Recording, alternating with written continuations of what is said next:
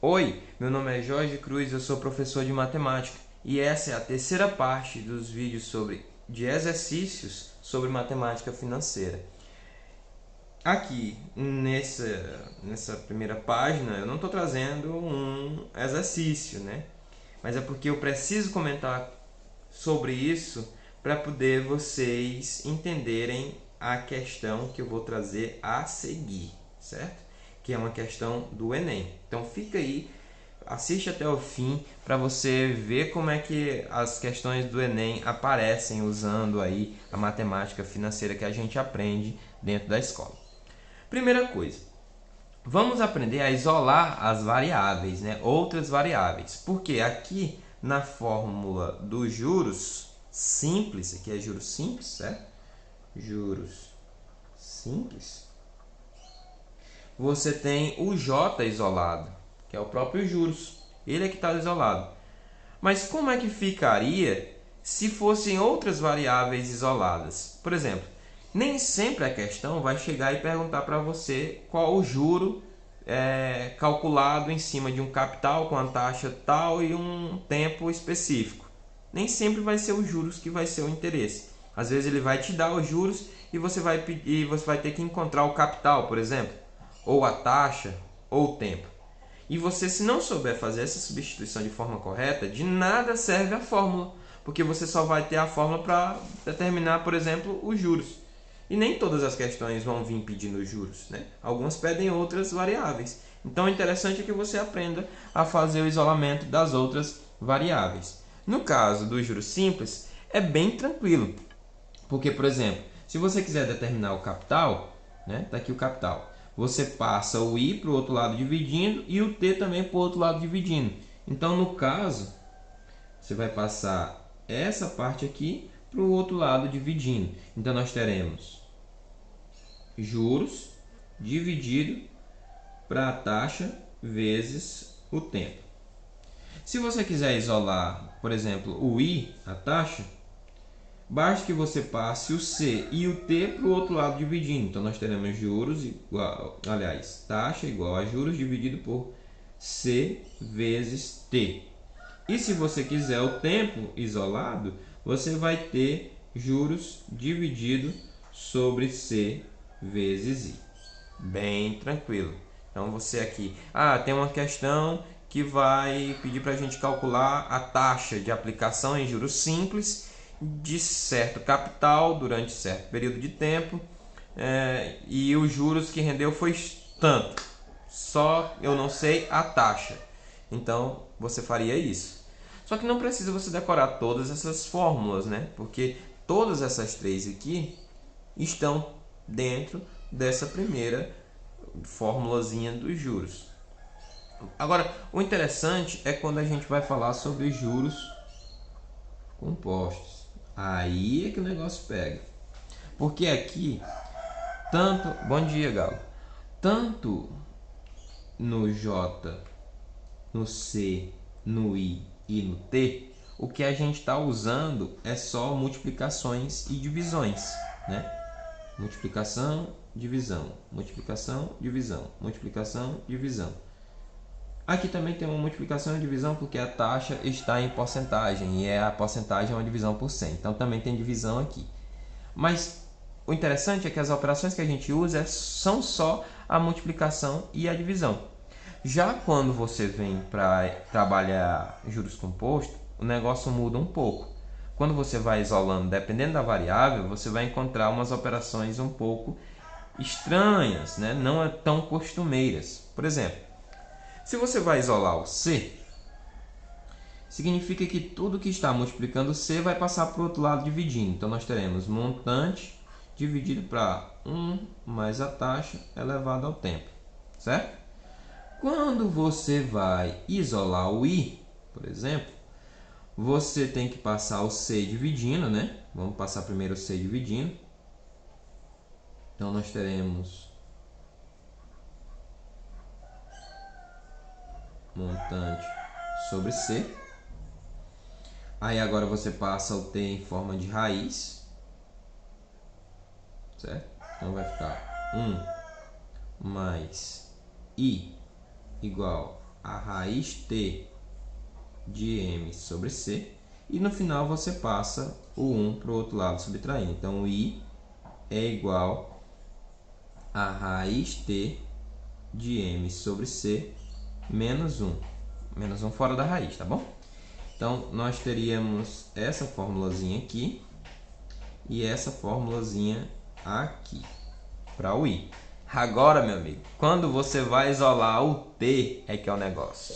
Quando você quer descobrir o tempo de aplicação em juros compostos para que um certo capital mude de valor, aí é que está o negócio, né?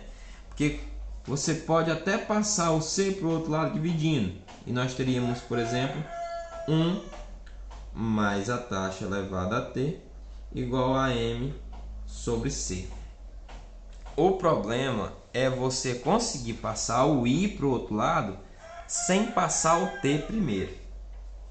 Aí é que está o problema. Você não consegue isolar o t, não passando para o outro lado. Aí nesse caso aqui eu vou pedir ajuda a uma definição que vocês viram no primeiro ano, que é a definição de logaritmo. Então nós temos que o logaritmo de a na base b é igual a c se b elevado a c for igual a a. Então, no caso, nós temos esse formato aqui e queremos ir para esse formato aqui, certo? Ó, você tem uma base, 1 mais i, um expoente que é o t, uma igualdade que é o m sobre c. Então, você pode montar nesse formato. Então, nós teremos, para isolar o t, nós teremos o logaritmo. Nesse caso, a é a igualdade, então é m sobre c, certo? Na base, 1 mais i, e isso aqui é t. Ou seja, se você quiser isolar o t, nós teremos t igual ao logaritmo de m sobre c, 1 mais i. Em alguns locais, você poderá ver esse desenvolvimento da seguinte forma: logaritmo de m sobre c na base comum, que é a base 10, sobre o logaritmo de 1 mais i na base 10, usando a transformação de bases, certo? Vamos ver isso aqui aplicado numa questão do Enem, né? Vamos tirar um print aí, se você não tirou, tira um print aí porque você vai precisar disso aqui, tá? Isso aqui é a forma isolada desse indivíduo aqui, quando você está buscando o tempo. Aí você chega no Enem, né? No dia da sua provinha lá e você... eu manjo muito de matemática financeira. Vou usar a matemática financeira aqui no Enem porque cai muita questão de matemática financeira. Aí cai uma questão como essa. Vamos ler. Enem 2016. Uma liga metálica sai do forno a uma temperatura de 3.000 graus Celsius e diminui 1% de sua temperatura a cada 30 minutos. Certo? Use 0,477 como aproximação para o logaritmo de 3 na base 10 e 1,041 como aproximação para o logaritmo de 11 na base 10. O tempo decorrido em hora até que a liga atinja 30 graus Celsius é mais aproximado de... Primeiro, nós temos que conhecer as propriedades do logaritmo. Aqui eu trouxe duas propriedades e a troca de base, né? E a mudança de base. Então, pega um livrinho do primeiro ano aí, dá uma revisada lá que você vai encontrar essas propriedades. A primeira propriedade é a multiplicação dos logaritmandos. Deixa eu explicar isso aqui para vocês. O logaritmo, ele é o seguinte. O logaritmo é o c nesse caso. O c é o logaritmo. O a é o logaritmando. O b é a base, né? Então, quando você tem uma multiplicação entre no logaritmando, você pode escrever como uma soma dos logaritmos. E quando você tem uma divisão do logaritmando, você pode escrever como uma subtração. E para trocar a base, quando você tem o logaritmo de A na base B, e você quer que a base seja uma base diferente, você põe o logaritmo de A na base que você escolhe, dividido pelo logaritmo de B na base que você escolhe, né? Se depois vocês se interessarem, a gente pode fazer uma aulinha sobre logaritmo. O negócio que eu estou querendo fazer essas aulas bem completas, com começo, meio e fim. Então, para me dar logaritmo, eu teria que fazer no mínimo aí umas 30 aulas, né? Para não sair só explicando e aí você vai entender naquele momento, mas acabar esquecendo. Então, para não esquecer, era melhor que a gente fizesse as aulas completas. Vamos embora lá que eu já estou demorando demais para responder essa questão. Vou ler de novo. Uma liga metálica sai do forno a uma temperatura de 3.000 graus Celsius e diminui 1% de sua temperatura a cada 30 minutos. Use 0,477 como aproximação para o logaritmo de 3 na base 10 e 1,041 como aproximação para o logaritmo de 11 na base 10. O tempo decorrido em hora até que a liga atinja 30 graus Celsius é mais aproximado de... Veja, essa questão nada tem a ver com lucro, com desconto, mas ela usa a fórmula que a gente tem usado de juros composto, certo? Ela é o montante igual ao capital vezes 1 mais a taxa elevado ao tempo. O montante é o valor final da aplicação, certo? Nesse caso aqui é 30. O capital é o valor que você começou a aplicação, nesse caso é os 3.000, vezes 1. Nesse caso, como está diminuindo, né, 1%, então é menos 0,01. E o tempo é exatamente esse danado que eu quero descobrir. Só lembrando, esse tempo aqui está de 30 minutos, certo? Então, a cada 2 T's eu terei 1 hora e o resultado pede em hora. Fiquem ligados nisso porque no final faz diferença. Então, bora lá, né? Vou passar esse 3.000 aqui para o outro lado dividindo. Então, nós teremos 1 menos 0,01 elevado ao t é igual a 30 dividido para 3.000, ou seja, 0,99 elevado a t, cancela 0 com 0, você tem 1 sobre 100. Pronto, agora não tem como eu passar o 0,99 para o outro lado sem transformar isso aqui em um logaritmo, como eu falei agora há pouco, ainda nesse vídeo, né? Então, isso aqui, o t, vai ser o logaritmo de 1 sobre 100 na base 0,99, certo? Agora eu vou usar a transformação da base, né? Vou arranjar uma base diferente e vou escrever isso aqui assim, ó. Isso aqui é o logaritmo de 1 na base 100, não, 1 sobre 100 na base 10, dividido para o logaritmo de 0,99 na base 10. Eu usei essa aqui, certo? Muito bem.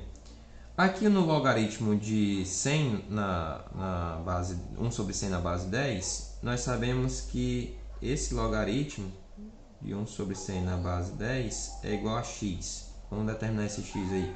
Então, 10 elevado a x é igual a 1 sobre 100. Então, x é igual a menos 2, certo? Quando você escreve o 100 na base 10, é 10 elevado a 2. Aí você inverte a fração, o expoente fica negativo. Tem que lembrar lá de potência. Viu por que não é fácil falar de logaritmo só o que você quer ouvir? Tem que ser uma construção bem feita para que você possa entender tudo tintim por tintim. Agora é o seguinte, nós teremos t, isso aqui é menos 2, então menos 2 sobre 0,99 é 99 sobre 100, certo? Então, nós teremos isso aqui. Logaritmo de 99 sobre 100 na base 10. Então, nós teremos menos 2 Vou fazer a subtração usando essa aqui. Então vai ficar logaritmo de 99 na base 10 menos o logaritmo de 100 na base 10. O logaritmo de 100 na base 10 é 2, certo? Então, nós teremos isso aqui. Menos 2 sobre logaritmo de 99 na base 10 menos 2. Esse logaritmo aqui dá 2. É o número que elevado 10 dá 100. 2. O logaritmo de 99, eu já vou usar essa primeira propriedade. Eu vou escrever o 99 como multiplicações de 3 e de 11, certo? Que é o truque que a questão te dá como usar. Então, nós temos t igual a menos 2 dividido para o 99, eu vou escrever ele como logaritmo de 3 vezes 3 vezes 11 na base 10 menos 2. Então, isso aqui é menos 2, logaritmo de 3 na base 10, mais logaritmo de 3 na base 10, mais logaritmo de 11 na base 10, menos 2. E parece que não vai ter espaço, mas a gente arranja já já. Vamos fazer a troca, vamos fazer as substituições, né? O logaritmo de 3 na base 10 a gente já conhece, 0,477. Então, nós teremos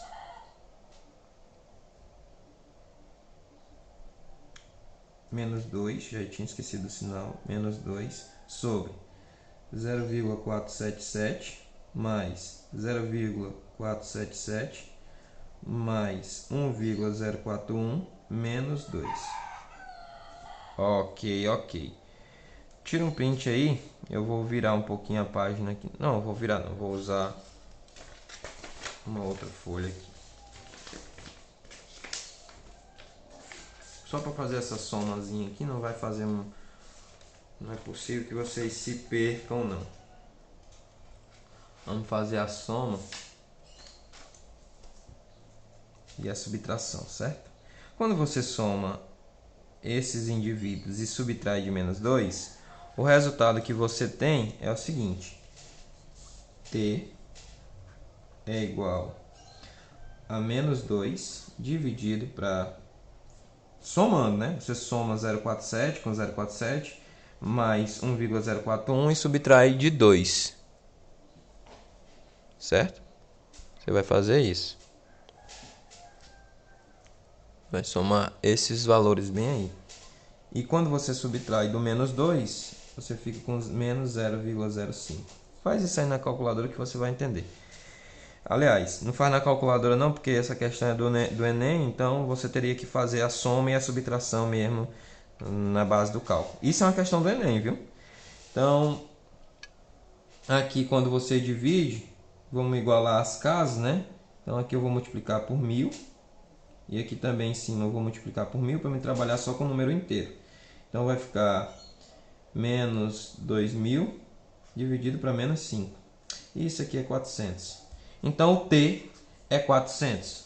Porém, esse valor 400, que inclusive já está até aqui na letra E, aí você vem todo empolgado e papoca aí 400, mas lembre-se que o tempo estava de 30 em 30 minutos e que ele quer de hora em hora, né?